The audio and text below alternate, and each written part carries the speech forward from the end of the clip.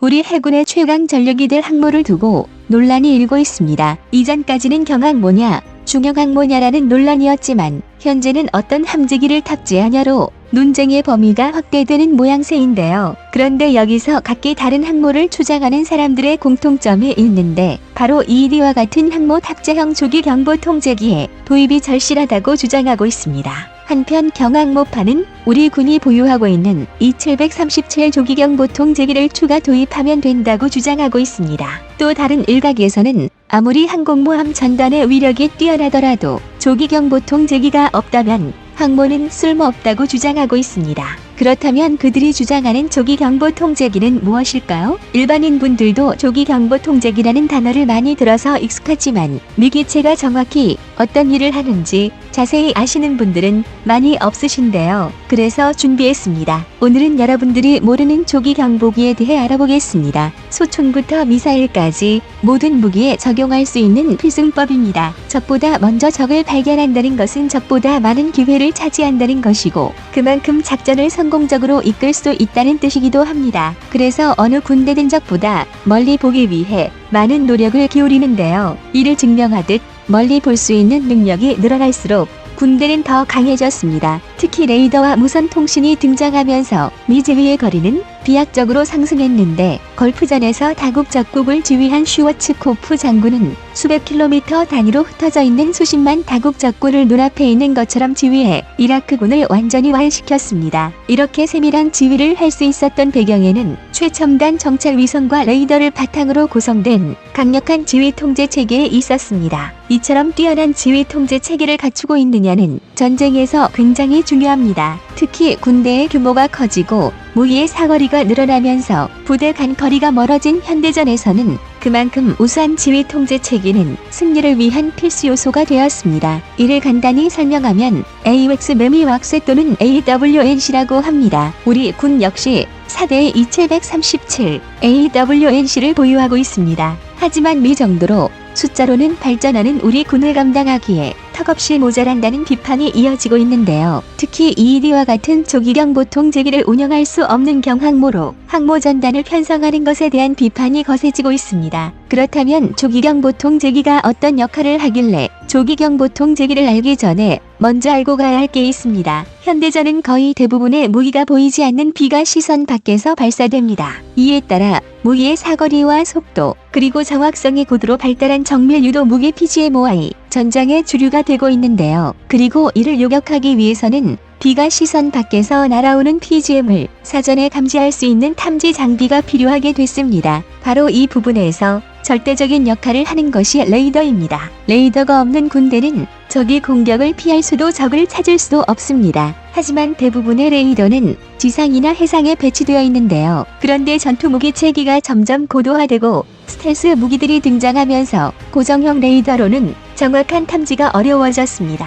이 때문에 등장한 것이 하늘에서 최대의 효율을 발휘하도록 개발된 공중 레이더라고 하는 공중조기 경보기 AW입니다. AW는 공중조기 경보를 의미하는 에어본 얼리 워닝의 준말인데요. 말 그대로 적이나 적이 발사한 무기를 좀 더 빨리 찾아내 경보를 해주는 움직이는 이동형 경보 체계라고 할 수 있습니다. 대표적인 예시로는 미국의 E가 있습니다. E는 원반형의 거대한 레이더를 항공기 상부에 탑재해 항모 전단의 함정이 탐지할 수 없는 거리 밖의 적들을 찾아내거나 적이 공격을 함대에 경고해줍니다. 그리고 E의 이런 기능은 조기 경보기가 공중전만큼이나 해전에서 아주 결정적인 역할을 하게 해주는데요. 이는 레이더가 사용하는 전파의 특성과 지구의 구조 때문입니다. 지구는 원형의 형태인 것에 반해 레이더가 사용하는 전파는 직진성을 가지고 있습니다. 그래서 아무리 좋은 레이더라도 쏘아낸 전파가 지구 곡면을 따라 날아가지는 못합니다. 게다가 직진하는 전파와 지구 곡면 사이의 간격이 커지면서 레이더가 탐지할 수 없는 사각 역시 커지게 됩니다. 일례로 하와이에서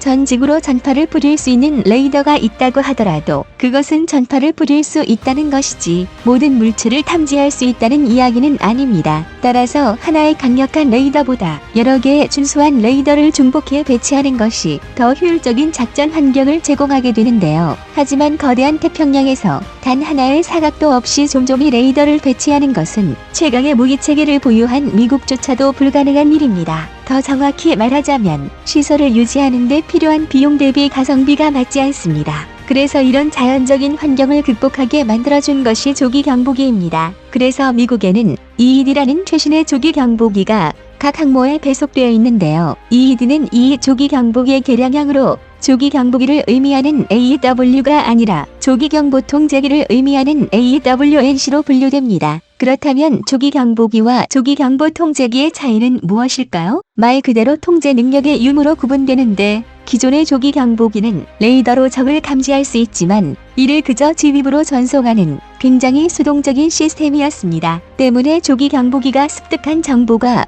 지휘부로 넘어가는 과정에서 왜곡되거나 손실됐을 때 적시에 대응하지 못하는 등의 문제가 발생했습니다. 그래서 조기 경보기의 관제 시설을 탑재해 작전 능력을 극대화한 것이 공중 조기 경보 통제기입니다. 가장 유명한 것은 미국의 23 센트리로 AWACS 시스템을 탑재해 강력한 통제 능력을 바탕으로 많은 활약을 했습니다. 그래서 공중조기 경보 통제기를 AWACS라고 부르기도 하는 겁니다. 지금 미국이 운용하는 EED는 23의 AWACS로 많은 이득을 본 미군이 이에 공중 통제 능력을 부여해 신규 생산한 기체들인데요. 대형 밀항기인 보잉 707을 기반으로 제작한 23과 달리 크기가 작마, 항모에서도 이착함이 가능한 것이 특징입니다. 그래서 정규 항모론자들이 항모를 대형화해야 한다고 주장하는 이유가 바로 미 EED급 조기 경보 통제기의 이착함 여부에 있습니다. 조기 경보 통제기가 없는 경항모는 원회에서 조기 경보 통제기를 운용할 수 없는데요. 그런데 아무리 먼저 보는 것이 중요하다지만 적을 공격할 수 있는 능력이 전무한 조기 경보 통제기가 그만큼의 효용성이 있는지 의문이 드실 겁니다. 하지만 미국의 군사연구소의 자료에 따르면 다변화된 네트워크 작전 환경에서 조기 경보 통제기 1대의 위력은 F-22 한 대보다 더 치명적이고 위력적이라고 밝혔습니다. 조기 경보 통제기는 공격 능력은 없지만 합동 교전 능력 CEC의 중추로서 함대의 전투력을 배가시킬 수 있는 능력을 보유했기 때문인데요. 합동 교전 능력은 함대의 모든 시스템을 하나로 통합해 하나의 함대가 하나의 군함으로 기능할 수 있게 하는 전술입니다. 그래서 수십 대의 함재기나 수십 대의 군함이 발사하는 미사일들이 CEC화에서는 하나의 무기라고 보아도 무방할 정도로 위력적이게 변모합니다. 하지만 지평선 너머의 상대를 제압하지 않고서는 전쟁의 승패를 장담할 수 없습니다. 앞에서 언급했듯이 수평선을 2차원으로 움직이는 군함의 레이더는 아무리 성능이 좋다고 해도 지구 공률에 의해 거리가 멀어질수록 사각이 생길 수밖에 없습니다. 적이 함재기나 미사일이 미사각을 노리고 들어올 경우 유격 미사일이 있음에도 탐지에 실패해 피격당하는 참사가 일어날 수 있습니다. 그런데 이런 함대의 사각을 EED와 같은 조기 경보 통제기가 막아줍니다. 조기 경보 통제기는 항공기이기 때문에 상황에 따라 고도를 바꿔가며 3차원으로 기동할 수 있고 하늘에서 아래를 감지하기 때문에 함정의 레이더가 탐지할 수 없는 사각을 메워줍니다. 또 적이 함대나 미사일을 발견할 경우 공중통제 능력을 바탕으로 우리 함정에 대한 미사일이나 함대공 미사일을 최대 사거리까지 안정적으로 유도할 수도 있습니다. 이 때문에 같은 무장과 함정으로 구성된 두 함대가 맞붙는다면 조기경 보통제기가 있는 쪽은 무기간 최대 사거리에서 교전하며 안정적으로 유격 임무를 수행할 수 있습니다. 반면 조기경보 통제기가 없는 함대는 레이더 밖에서 쏟아져 들어오는 미사일을 막다가 전멸할 수밖에 없습니다. 그래서 조기경보 통제기를 탑재할 수 없는 최신의 경항모라 할지라도